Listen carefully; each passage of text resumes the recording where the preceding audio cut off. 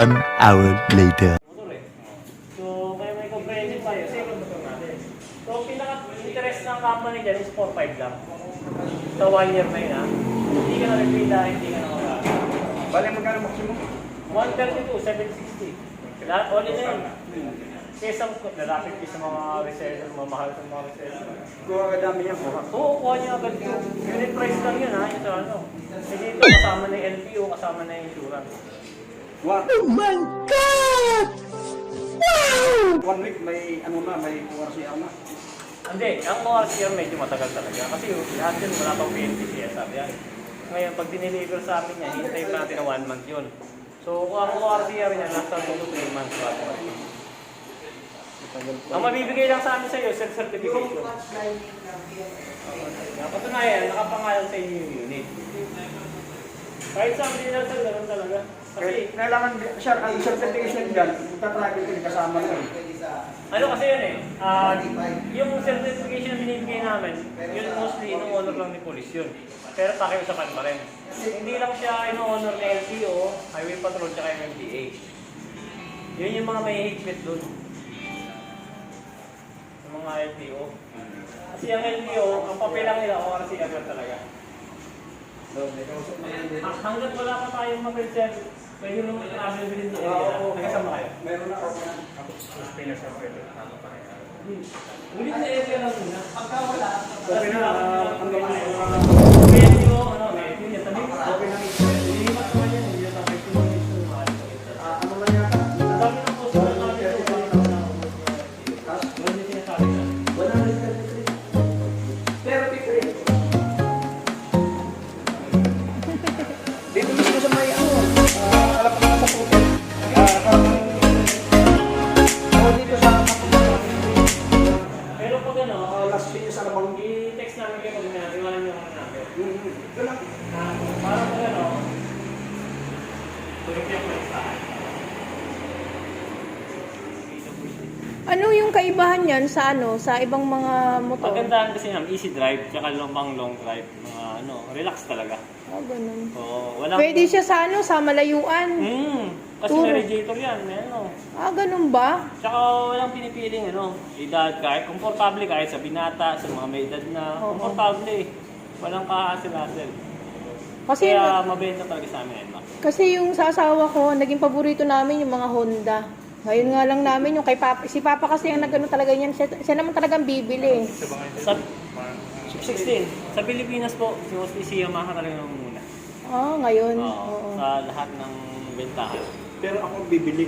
Siya lang Siya lang nakapangalan. Hindi Oo. kayo bibili siya. Sige po, pag kontakin po kayo agad.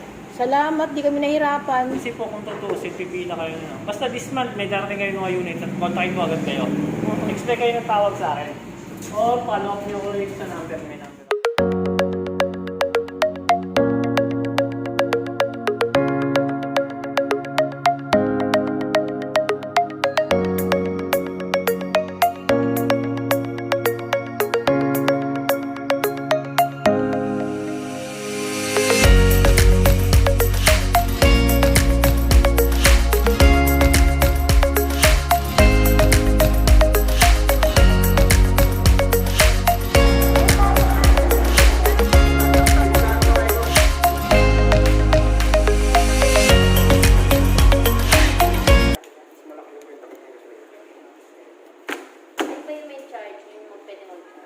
Paranaque. Ito po, nagbayad na po kami. 143. Ako na nga magbibila. Yung lima ito. Nagbilangan mo. Dahan-dahan kaya mo magbilang?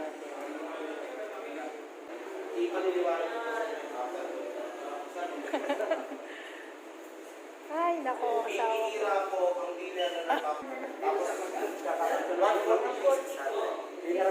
Kasama po ang comprehensive insurance. Kasama po ang registro doon. Helmet sir. Okay na. Okay na po. Tama na po. Ang pangalan sa address ko. Joey, ako na cellphone na. Road trip agad. Ang Ang laki, no? Mas malaki kay Papa na ano. Magulo magpaliwanag. Sino? Ay, oo nga eh. Sabi mo, lagpas ng ano. Dahil sinabi mo na lang, Bago. Dumating ng ano. Hindi kasi nandun kayo, di ba? Kaya nga, alam Sabi ko, bago magdala. Lumagpas na kami. Dapat pa kanan bago dumating. Kung Tsaka sabi pauwi. mo, motor trade. Popo, hindi motor trip. Sabi Yun ko, na, bago yun na tayo. yung mahal. Yun na yung mahal. Sabi mo nga bago tayo umalis. Doon kayo nagpunta na sa motor trip yan.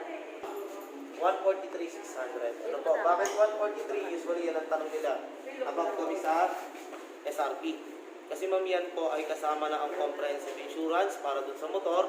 Then yung self-insurance para naman po kung sino yung kumuha ng motor. Ano po? So dalawang insurance po yan. Self-insurance at comprehensive insurance under po ng UCPP. Ano? Then ngayong December 3, 2020. Ang available po natin na free para dun sa motor is helmet, 1 liter gasoline for activation and registration.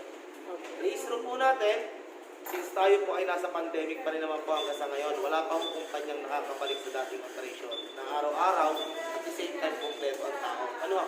So, sir, ang rehistro natin is 2 to 3 months. As soon as lumabas ang rehistro, saka ho namin kayo bibigyan ng kopya. Dito rin kukunin. Dito rin ho sa amin, wala akong iba. Then, once na binigyan po namin kayo ng rehistro, doon lang po yung time na pwede nyo namang gamitin yung motor. As LTO policy is concerned, no registration no travel. So, hindi ho kami nag-i-issue ng travel permit. Ano ho? Bakit?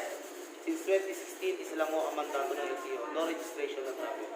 So, wala po tayong inaalaw or hindi ho namin pinapayagan na gamitin yung motor. Kasi just in case ho, ma-apprehend kayo ng LTO checkpoint, huli po yan. Ang unregistered vehicle po ay 10,000. Yung pauwi nyo po ngayon, wala akong problema yan. Wala tayong issue dyan. Pero after today, Sir, ano po kasi, wala yung permit to travel. yung Sir, wala na po tayong issue. Gaya po na sinabi ko kanina, LTO policy since 2016, Bawal yun. no registration no travel. Kung bibigyan po kayo ng permit to travel, parang binangga ko or salungat ako doon sa pinatutupad ng LTO na no registration no travel. Kahit saang dealer or kahit sino or kahit saan kayo kumuha ng motor, wala pong inaalam ang LTO. Kasi mga dealer po na mag-i-issue sa inyo ng permit to travel, bawal po kayo. May huli pa rin yun, sir. Tatlong buwan?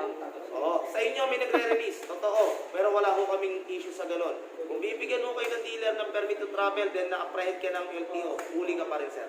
Oo. Yun po Baliwala yung- yun eh, yung Oo, kinuha. baliwala po yung mga dokumentong yun. Kaya Isa lang ibig tatawag sabihin nun, ako sa iyo. parang sabihin lang sa amin, hindi ako ko kayo. Bakit? Maniniwala kayo sa akin eh. Sasabihin niyo sa akin, binigyan ko kayo ng permit to travel. Ano yung sasagot ko sa LTO? Sir, binigyan ako permit to travel, ibig sabihin pwede ako magmotor. Which is sa totoo, bawal. Bawal Ang nasa sa batas po LTO. natin, yung inilabas ng LTO, no registration of travel. So, ibig sabihin, aantayin mo natin yung register. Yun po yung policy. Ano po? Kami yung kasi, hanggat maaari gusto namin, bago lumabas yung motor, klaro, para wala ko tayo magiging problema pagdating sa labas. Ano? So, after today, iuwi niyo siya, bawal na kong gamitin. Aantayin natin yung register. Ano po? Then, Ganda ng likod, no? Oo. Ang ganda ng likod ni Jo. Tinitignan ko nga yun. Papunta ng bagay na yun. Cellphone lang dito, tapos nalungkot ka. Tawag ka ng kasamahan. Dami nilagyanan. Oo, laki ng ano mo. Tapos ang gasolina nito, nasa 7.1 liters na. Mas malaki. Mas malaki yung kwenta ng gasolina. Yung payment charge, yung pwede mag-charge. Di ba may i-click to? Saan yan? Ito. Sa ito yung i-click. Stop. Ayan ako. Ay, balik. Yan ang kailangan yung first change. First 500. So, 900 talaga yun, Coco. Nasa manual yun. katibayan po na pinaliwanag ko sa inyo. First 500, pangalawa. Ito po ay pinapasa namin sa LTO. Hinihingi po nila to.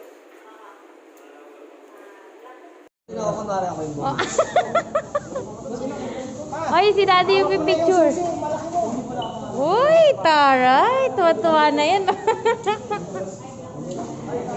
Tuwa-tuwa na yan, tuwa-tuwa.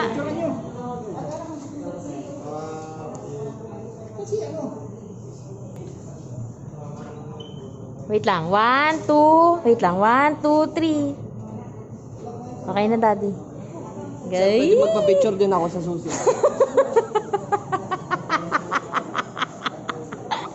Si Joey talaga. Okay, wait lang. 1, 2, 3. Isa pa. Wait lang, isa pa, Joey. Game.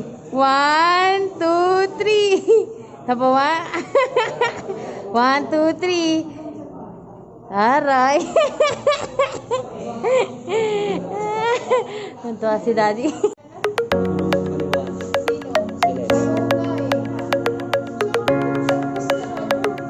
At sinabi mo na lang, bago mag-pera.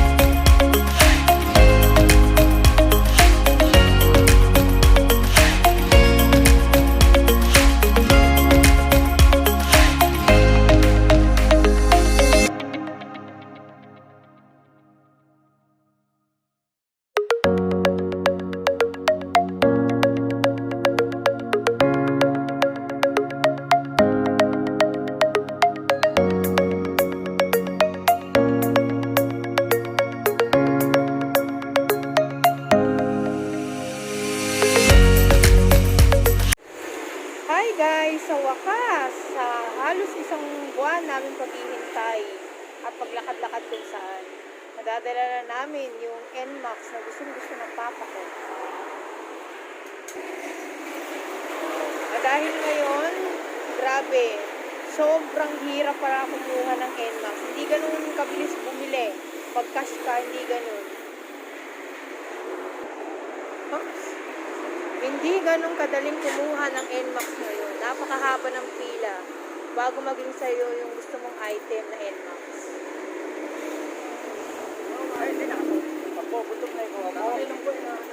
Makain tayo! Ay, tayo. Sa wakas! Uy, hindi na may stress si Bobby.